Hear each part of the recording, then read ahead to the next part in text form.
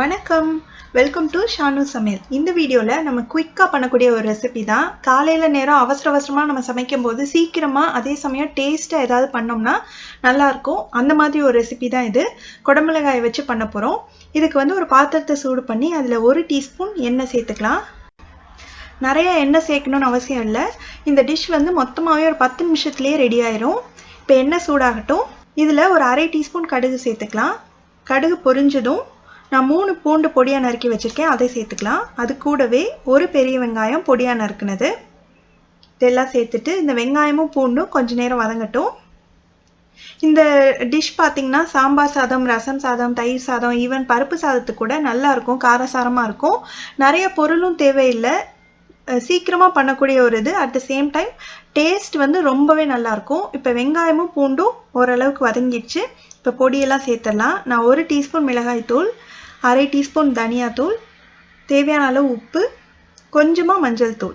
இப்போ மிளகாய்த்தூள் தனியாத்தூள் தனியாக சேர்க்காம நீங்கள் சாம்பார் தூள் இருந்தால் அதை கூட சேர்த்துக்கலாம். இப்போ இதெல்லாம் நல்லா வதக்கி விட்டுட்டு நான் குடமிளகாயை இந்த மாதிரி பெரிய பெரிய துண்டுகளாக நறுக்கி வச்சுருக்கேன், அதையும் சேர்த்துடலாம்.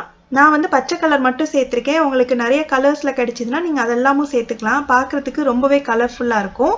இப்போ குடமிளகாய் லேசாக வதக்கி விட்டுட்டு கொஞ்சமாக மட்டும் தண்ணி தெளித்து இதை நல்லா கலந்து விட்டுடலாம்.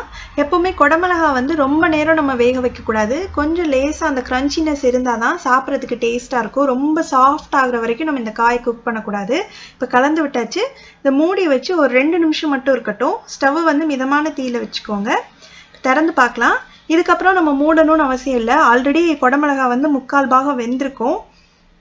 இப்போ இது நல்லா கலந்து விட்டுட்டு பார்த்தீங்கன்னா எண்ணெயும் லேசாக பிரிஞ்சு வர ஆரம்பிச்சிருக்கு. இதை இன்னும் ஒரு 2 நிமிஷம் மட்டும் நல்லா வதக்கி விடலாம். அப்பப்போ அதை கிளறி விட்டே இருங்க, அடியில் பிடிச்சிரும் இல்லாட்டி.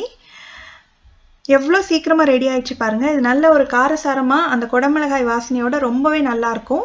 உங்களுக்கு காரம் இன்னும் அதிகமாக வேணும்னா நீங்கள் சாம்பார் தூளை இன்னும் கொஞ்சம் அதிகமாக சேர்த்துக்கோங்க. இது கொஞ்சம் நறுச்சுன்னு இருக்கணும், அப்போ தான் டேஸ்ட்டாக இருக்கும். இப்போ அந்த லெவலுக்கு வந்துடுச்சு. இப்போ இறக்குறதுக்கு முன்னாடி கொஞ்சமாக பொடியாக நறுக்குன கொத்தமல்லி இலை தூவிட்டு அதை மறுபடியும் நல்லா கலந்து விட்டுட்டு ஸ்டவ் ஆஃப் பண்ணிடலாம்.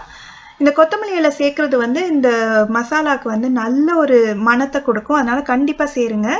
ரொம்ப ஈஸியாக பண்ணக்கூடிய ரொம்பவே சுவையான குடைமிளகாய் மசாலா ரெடி ஆயிடுச்சு. நீங்களும் இந்த ரெசிபியை கண்டிப்பாக ட்ரை பண்ணி பார்த்துட்டு எப்படி வந்ததுன்ற கமெண்ட்ஸை சொல்லுங்கள். இதே மாதிரி நிறையா வீடியோஸ் பார்க்கணுன்னா இந்த சேனலுக்கு சப்ஸ்கிரைப் பண்ணுங்கள். ஷானு சமையல், எளிய முறையில் இனிய சுவையில். நன்றி.